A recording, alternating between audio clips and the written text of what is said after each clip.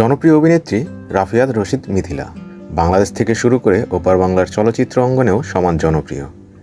ক্যারিয়ারের পাশাপাশি ব্যক্তিগত জীবনেও তিনি বারবার আলোচনার কেন্দ্রে।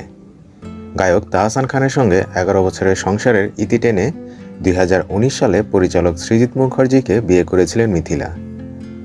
শুরুর দিকে তাদের দাম্পত্যকে ঘিরে ছিল আলোচনার ঝড়, তবে সম্প্রতি শোনা যাচ্ছে তাদের সম্পর্কে নাকি ফাটল ধরেছে।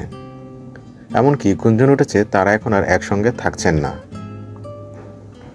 সম্প্রতি এক পডকাস্টে এই প্রসঙ্গে প্রশ্ন করা হলে মিথিলা জানান 2024 সালের জুলাই থেকে তিনি আর কলকাতায় যাননি, কারণ তার ভিসা নেই। এ মন্তব্যেই জল্পনা আরও তীব্র হয়। সঞ্চালক যখন জিজ্ঞেস করেন সৃজিত এখনও আপনার স্বামী আছেন কিনা, উত্তরে খানিকটা ধোঁয়াশা রেখে মিথিলা বলেন, এটা তো যারা বলছে তারাই বলছে, আমি কিছু বলবো না। পরে পাসপোর্টে সৃজিতের নাম রয়েছে কিনা জানতে চাইলে